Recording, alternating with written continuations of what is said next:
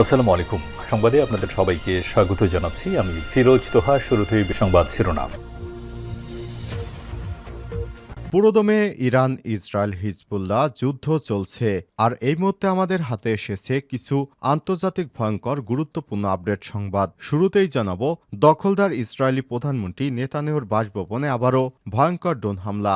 ইসরায়েলের দক্ষিণ হাইফায় যুদ্ধবাজ প্রধানমন্ত্রী বেঞ্জামিন নেতানিয়াহুর বাসভবনকে লক্ষ্য করে আবারও হামলা চালানো হয়েছে। বার্তা সংস্থা ইরনা জানিয়েছে, আজ রাতে হাইফা এবং তেল আবিবের মাঝামাঝি সিজারিয়ান ইসরায়েলি প্রধানমন্ত্রী বেঞ্জামিন নেতানিয়াহুর বাসভবন থেকে বিস্ফোরণের শব্দ শোনা গেছে।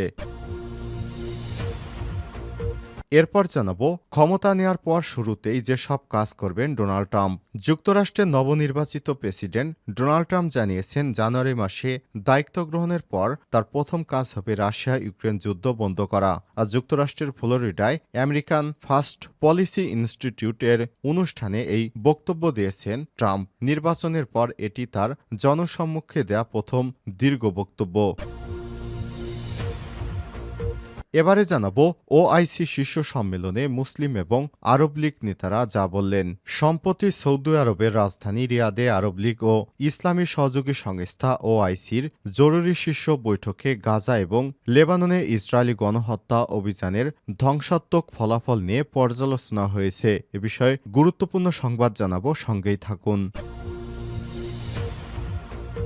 এদিকে জাতিসংঘ থেকে ইসরায়েলের সদস্যপদ বাতিলের আহ্বান তুরস্কের পার্লামেন্টের স্পিকার নোমান কুরতুলমুস জাতিসংঘ থেকে ইসরায়েলের সদস্যপদ বাতিল করার আহ্বান জানিয়েছে। আজ এক সংবাদ সম্মেলনে কুরতুলমুস বলেন, ফিলিস্তিনের অবরুদ্ধ গাজা উপত্যকায় এক ভয়াবহ হত্যাকাণ্ড এবং গণহত্যার মুখে এই ধরনের ইতিহাস কখনো দেখা যায়নি। এই ভয়াবহ পরিস্থিতি ১৩ মাস ধরে চলছে। তুর্কি স্পিকার উদ্বেগ প্রকাশ করে বলেছেন, আন্তর্জাতিক সম্প্রদায় যে সিদ্ধান্ত নিক না কেন, ইসরায়েলের মন্ত্রিসভার প্রধানমন্ত্রী বেঞ্জামিন নেতানিয়াহু এবং তার সাথে সংশ্লিষ্ট গ্রুপগুলো নিজেদের সিদ্ধান্ত অনুযায়ী কাজ অব্যাহত রাখবে।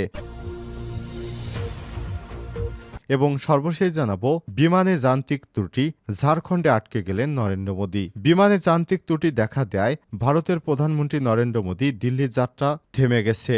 প্রতিবেদনে বলা হয়েছে, এখন দেওঘর বিমানবন্দরে অপেক্ষা করছেন নরেন্দ্র মোদী। টেকনিক্যাল দলের সব পরীক্ষা নিরীক্ষার পর নেওয়া হবে সিদ্ধান্ত। স্বাভাবিকভাবেই বিমানে যান্ত্রিক ত্রুটির কারণে আপাতত ঝাড়খণ্ডে আটকে আছে মোদী। প্রিয় দর্শক, এতক্ষণ শুনছিলেন সংবাদ শিরোনাম, এবারে বিস্তারিত।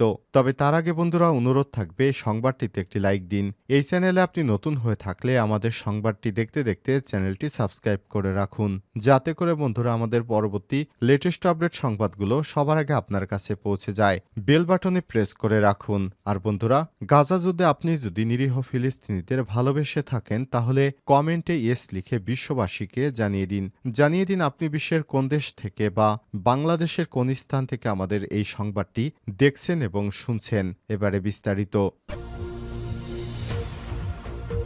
ইসরায়েলি প্রধানমন্ত্রী বেঞ্জামিন নেতানিয়াহুর বাসভবনে আবারও ড্রোন হামলা। ইসরায়েলের দক্ষিণ হাইফায় যুদ্ধবাজ প্রধানমন্ত্রী বেঞ্জামিন নেতানিয়াহুর বাসভবন লক্ষ্য করে আবারও হামলা চালানো হয়েছে। বার্তা সংস্থা ইরনা জানিয়েছে, গতকাল বৃহস্পতিবার রাতে হাইফা এবং তেল আবিবের মাঝামাঝি সিজারিয়ান ইসরায়েলি প্রধানমন্ত্রী বেঞ্জামিন নেতানিয়াহুর বাসভবনে বিস্ফোরণের বিকট শব্দ শোনা গেছে। ইসরায়েলি গণমাধ্যম জানিয়েছে, হিজবুল্লাহর ড্রোন হামলার কারণে এই বিস্ফোরণ ঘটেছে। এই প্রতিবেদনে বলা হয়েছে, নেতানিয়াহুর বাসভবনে নিয়ে কয়েক দফায় হামলা হলো। ইসরায়েলি গণমাধ্যম আরও জানিয়েছে, বেঞ্জামিন নেতানিয়াহু এখনও ড্রোন হামলার ভয়ে সাধারণত তার দপ্তরের নিচে গভীর একটি সুরক্ষিত কক্ষে অবস্থান করেন। এর আগে গত মাসে ইসরায়েলি প্রধানমন্ত্রী বেঞ্জামিন নেতানিয়াহুর বাসভবনে ড্রোনের আঘাতের কথা আনুষ্ঠানিকভাবে স্বীকার করে তেল আবিব। এক বিবৃতিতে বলা হয়েছে, সিজারিয়াতে প্রধানমন্ত্রীর বাসভবনের শয়নকক্ষে একটি ড্রোন আঘাত এনেছে। প্রধানমন্ত্রী এবং তার স্ত্রী সেখানে ছিলেন না। এই ঘটনায় কোনো হতাহতের ঘটনা ঘটেনি। লেবাননের ইসলামী প্রতিরোধ আন্দোলন হিজবুল্লাহ ওই হামলার দায় স্বীকার করে বিবৃতি দিয়েছিল। ক্ষমতা নেয়ার পর শুরুতেই যে সব কাজ করবেন ডোনাল্ড ট্রাম্প। যুক্তরাষ্ট্রের নবনির্বাচিত প্রেসিডেন্ট ডোনাল্ড ট্রাম্প জানিয়েছেন জানুয়ারি মাসে দায়িত্ব গ্রহণের পর তার প্রথম কাজ হবে রাশিয়া ইউক্রেন যুদ্ধ বন্ধ করা। শুক্রবার যুক্তরাষ্ট্রের ফ্লোরিডায় আমেরিকার ফার্স্ট পলিসি ইনস্টিটিউটের এক অনুষ্ঠানে এই বক্তব্য দিয়েছেন ট্রাম্প। নির্বাচনের পর এটি তার জনসম্মুখে দেয়া প্রথম দীর্ঘ বক্তব্য। ট্রাম্প বারবার লিখেছেন দায়িত্ব গ্রহণের পর তিনি অবিলম্বে এই যুদ্ধ বন্ধ করবেন, যদিও কিভাবে করবেন সে বিষয়ে তিনি বিস্তারিত কিছু বলেননি। এরপর তিনি তার সমর্থকদের জানান তার অন্যান্য অগ্রাধিকার হবে মধ্যপ্রাচ্য এবং দুর্নীতিগ্রস্ত ভঙ্গুর অর্থ ব্যর্থ প্রশাসনকে সাফ করা। তবে এই পরিকল্পনাগুলো সম্পর্কেও তিনি বিস্তারিত বিবরণ না দিয়ে মঞ্চ ত্যাগ করেন। এই অনুষ্ঠানটি ডোনাল্ড ট্রাম্পের নির্বাচিত প্রার্থীর ডোনাল্ড ট্রাম্পের বাসভবনে অনুষ্ঠিত হয়েছে।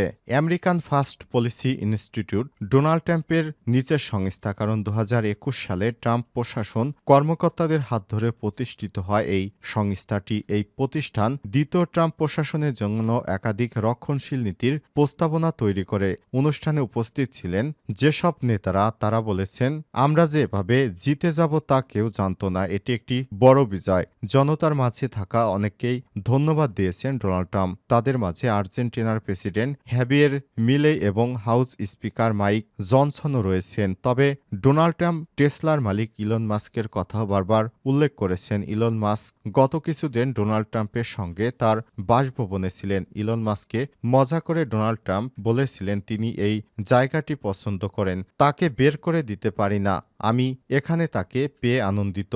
আরও কিছু হাই প্রোফাইল সমর্থককেও ধন্যবাদ জানান ডোনাল্ড ট্রাম্প, যেমন সাবেক প্রেসিডেন্ট প্রার্থী বিবেক রাধাস্বামী ও মার্কিন রাজনীতিবিদ টালসি গ্যাবার্ডকে। তাদের দুজনকেই সিনিয়র পদে নিয়োগ দেওয়া হয়েছে। এছাড়াও ফ্লোরিডায় বক্তব্য দেওয়ার সময় ট্রাম্প ঘোষণা করেন যে তিনি হোম সেক্রেটারি হিসেবে ডগ বারগামকে মনোনীত করেছেন। ওআইসি শীর্ষ সম্মেলনে মুসলিম এবং আরব লীগ নেতারা যা বললেন। সম্প্রতি সৌদি আরবের রাজধানী রিয়াদে আরব লীগ ও ইসলামী সহযোগিতা সংস্থার ওআইসির জরুরি শীর্ষ বৈঠকে গাজা এবং লেবাননে ইসরায়েলি গণহত্যা অভিযানের ধ্বংসাত্মক ফলাফল নিয়ে পর্যালোচনা করা হয়েছে। চলতি সপ্তাহে গাজায় ইসরায়েলি আগ্রাসনের 40 দিন অতিবাহিত হল। প্রায় অর্ধলক্ষাধিক ফিলিস্তিনি নিহত হয়েছেন। এই আগ্রাসনে তাদের বেশিরভাগই নারী এবং শিশু।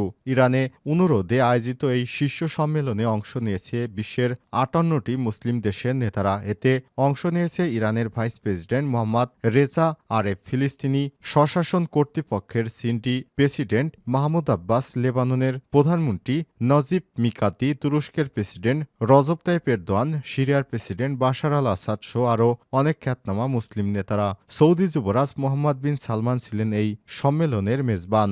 সম্মেলনের সমাপনী বৈঠকে ইশতেহার পূর্বে বাইতুল মুকাদ্দাসকে রাজধানী করে স্বাধীন ফিলিস্তিনি রাষ্ট্র প্রতিষ্ঠার উপর জোর দেওয়া হয়। এই অঞ্চলের উপর ফিলিস্তিনি রাষ্ট্রের সার্বভৌমত্ব মৌলিক এবং রেড লাইন বা লাল সীমা উল্লেখ করা হয়েছে। বাইতুল মুকাদ্দাসের ইহুদীকরণ এবং এখানে দখলদারিত্বে ইসরায়েলি পদক্ষেপ প্রত্যাহার করা হয়েছে। এই ইশতেহারে এটাও বলা হয়েছে যে ফিলিস্তিনে ইসরায়েলি দখলদারিত্ব জোরদারের বিষয়ে ইসরায়েলি শাসক গোষ্ঠীর সিদ্ধান্ত অগ্রগ্রহণযোগ্য এবং অবৈধ। এ ধরনের সিদ্ধান্ত জাতিসংঘের নানা ঘোষণা এবং আন্তর্জাতিক আইনেরও পরিপন্থী। জাতিসংঘ থেকে ইসরায়েলের সদস্যপদ বাতিলের আহ্বান তুরস্কের পার্লামেন্ট স্পিকার নোমান কুর্তুলমুস জাতিসংঘ থেকে ইসরায়েলের সদস্যপদ বাতিল করার আহ্বান জানিয়েছেন। আজ এক সংবাদ সম্মেলনে কুর্তুলমুস বলেছেন, ফিলিস্তিনে অবরুদ্ধ গাজা উপত্যকায় এক ভয়াবহ হত্যাকাণ্ড এবং গণহত্যার মুখে এই ধরনের ইতিহাস কখনোই দেখা যায়নি। এই ভয়াবহ পরিস্থিতি 13 মাস ধরে চলমান রয়েছে। তুর্কি স্পিকার উদ্বেগ প্রকাশ করে বলেছেন, আন্তর্জাতিক সম্প্রদায় যে সিদ্ধান্তই নিক না কেন ইসরায়েলের মন্ত্রিসভা প্রধানমন্ত্রী বেঞ্জামিন নেতানিয়াহু এবং তার সাথে সংশ্লিষ্ট গ্রুপগুলো নিজের সিদ্ধান্ত অনুযায়ী কাজ অব্যাহত রাখবে। কুর্তুলমুস আরও বলেন, জাতিসংঘের প্রস্তাব লঙ্ঘন করে বর্ণবাদী শাসন পরিচালনা এবং সহিংসতার জন্য জাতিসংঘের দক্ষিণ আফ্রিকার সদস্যপদ স্থগিত ছিল। এখন সময় হয়েছে ইসরায়েলের গণহত্যা এবং মানবতা বিরোধী অপরাধের জন্য বিশ্ব সংস্থা তার সদস্যপদ বাতিল করবে। এ সময় তিনি বলেন, যতক্ষণ পর্যন্ত অপরাধযোগ্য থামাতে জাতিসংঘের প্রস্তাব বাস্তবায়ন না করবে ততক্ষণ পর্যন্ত ইসরায়েলের সদস্যপদ স্থগিত রাখা উচিত।